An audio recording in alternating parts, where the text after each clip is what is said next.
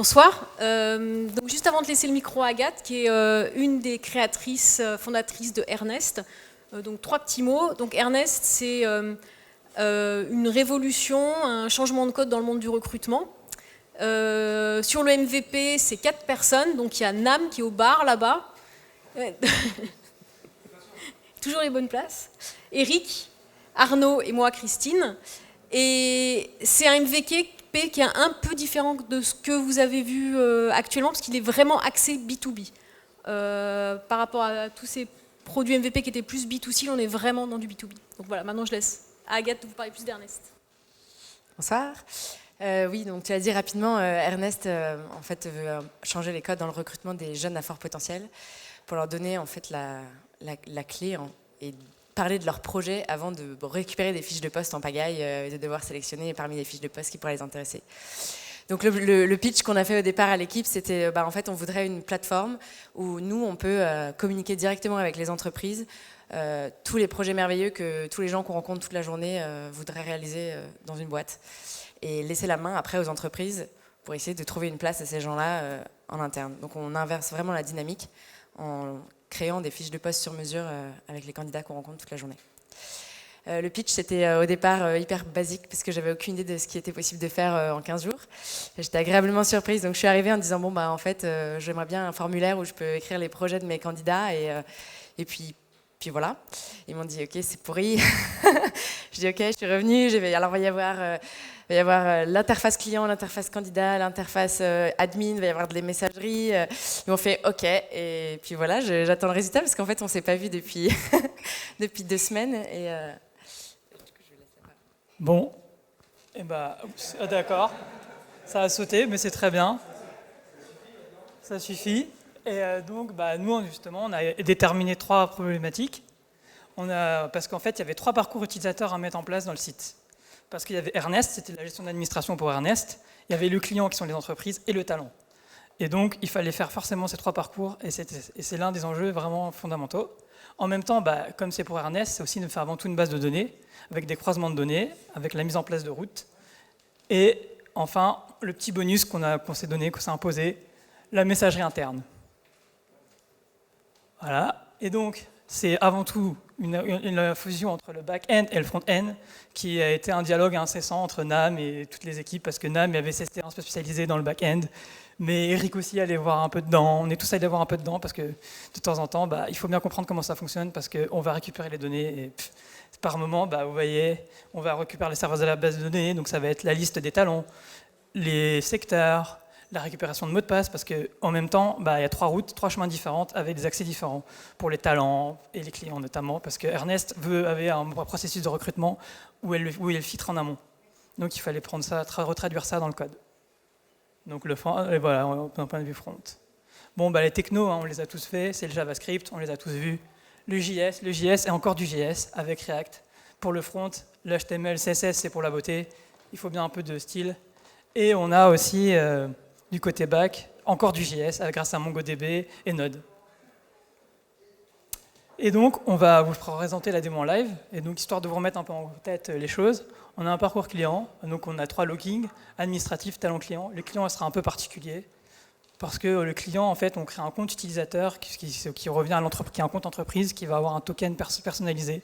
Et ensuite, il le distribuera lui-même, c'est ça, au RH de boîtes en place. Donc on va essayer de montrer la plupart des étapes en fonction du temps imparti. Donc l'administrateur, on ne va pas forcément créer un talent parce qu'on en a déjà créé, mais on va voir qu'est-ce qui se passe quand on est un talent, quand l'administrateur peut créer un talent, modifier, comment il peut filtrer sa base de données d'un point de vue client et talent. On va créer un compte utilisateur client pour le fameux compte spécial pour l'entreprise qui puisse se connecter, elle-même filtrer. Et du coup, l'administrateur va pouvoir voir les mots de passe, c'est-à-dire Ernest, pour savoir comment retransférer les mots de passe, que ce soit au talent ou à l'entreprise. Et voilà, et d'un côté talent, l'action principale qu'il va faire, il en a 2, valider sa fiche et répondre au message. Le client, c'est un peu pareil, il consulte le talent et il lui envoie un message. Et maintenant, place à la démo. Donc voilà, on va se connecter. Le fameux moment fatidique. Bon, évidemment, le mail est requis. Donc si on ne met pas de mail, vas-y. On attend juste 15 secondes, il y a le serveur qui redémarre. Oui, parce que c'est un MVP et Heroku, il fait parfois dodo. Il est en train de faire la sieste, alors on va le réveiller un peu, on va le secouer.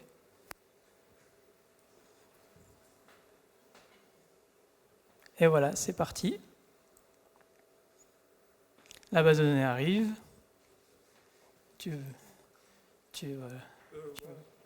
Balade-toi un peu.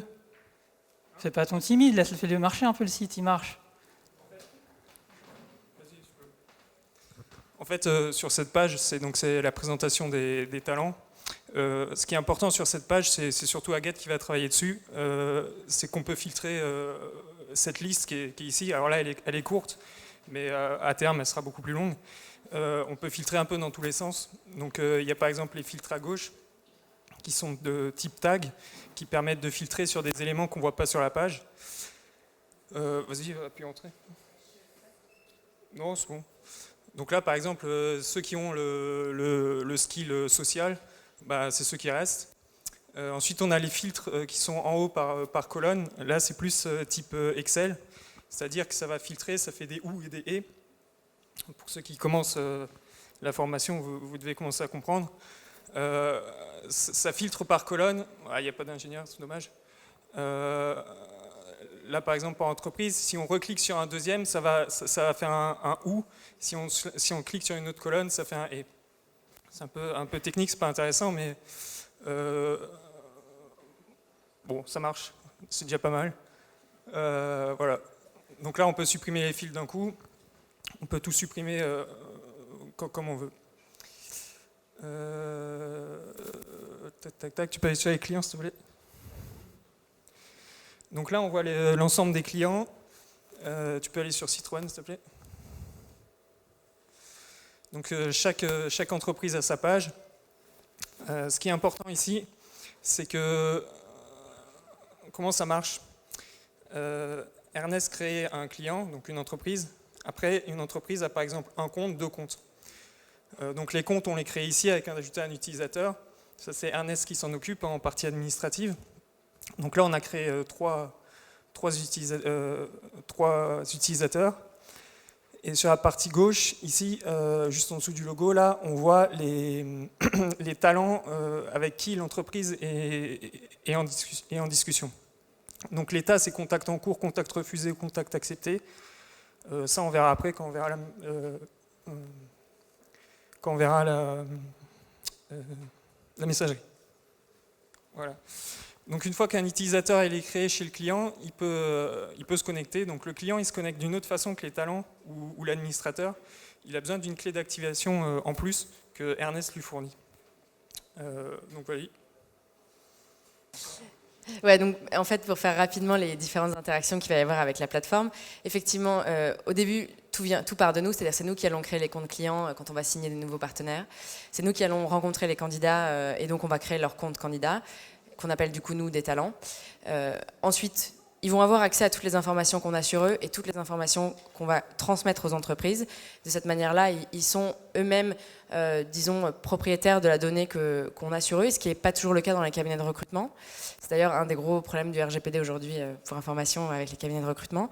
À partir du moment où ils ont leur compte créé, ils peuvent se faire contacter par les entreprises. Donc ça vient vraiment de cette manière-là, un peu comme quand ils sont harcelés sur LinkedIn, sauf que cette fois-là, les entreprises, elles ont juste accès à ce qu'ils recherchent. Donc le premier contact est déjà qualifié.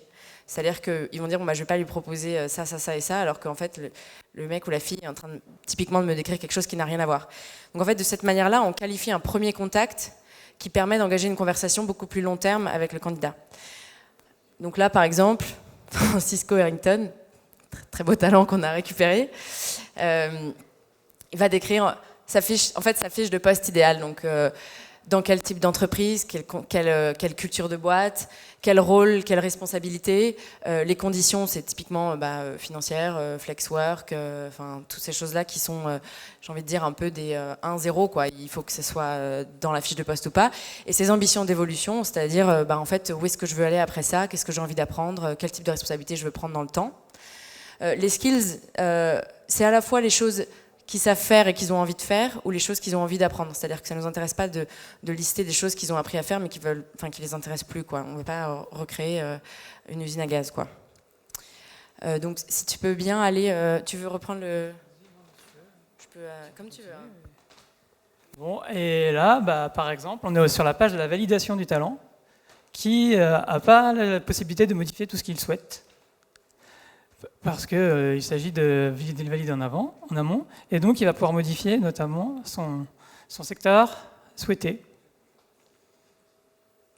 la taille de l'entreprise souhaitée, et sa fonction actuelle, parce qu'elle peut évoluer, et son statut. Et il peut mettre à jour,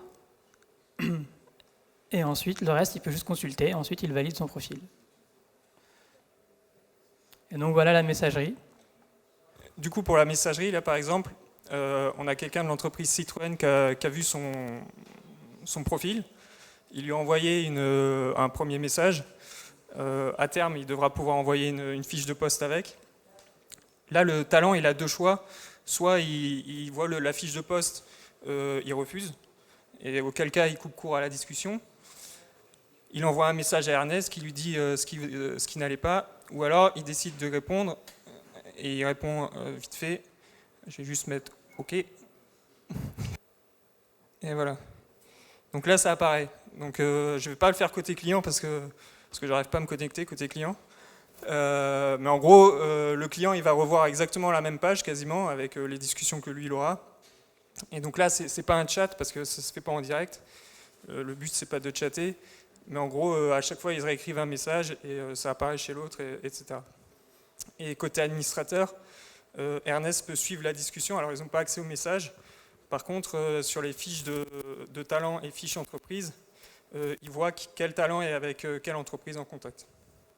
Voilà. Du coup, je laisse le mot de la fin à Agathe. Déjà, je voulais vous remercier tous les quatre, avec Nam qui s'en fout, mais... Du coup, merci beaucoup. C'est aller au-delà de ce qu'on espérait, sincèrement, quand on a designé, quand on a pensé un peu la deuxième partie, qui était le MVP sous prot. Je pensais sincèrement pas que vous irez au bout, donc je suis hyper contente. Pour la manière dont on va utiliser ce MVP, ça va beaucoup nous servir en rendez-vous client pour arriver à engager la discussion sur des partenariats plus long terme, parce que l'objectif, c'est pas seulement de changer la manière dont ils conçoivent leur recrutement, c'est aussi de changer la manière dont le business model est fait dans ce milieu, et plus vraiment de penser les recrutements au succès, mais plutôt comme des abonnements, et en fait détacher la valeur du recrutement de la personne recrutée, mais plutôt du service et du pipeline et du talent scouting que nous on fait et qui est l'essentiel de notre travail aujourd'hui. Donc le MVP va nous servir à ça, et aussi va nous servir à engager avec les candidats sur un outil, sur quelque chose de plus tangible qui va nous permettre de rester un peu top of mind quand ils vont être dans leur recherche d'emploi, parce qu'ils peuvent nous ressolliciter, mettre à jour leurs fiches et se rendre visibles de nos partenaires. Donc je vais vous tenir au courant de à quel point ça évolue, mais en tout cas merci beaucoup. C'était une super opportunité et une grande chance pour nous de travailler avec le réacteur. Et sincèrement, c'est vraiment canon ce que vous avez fait. Merci beaucoup.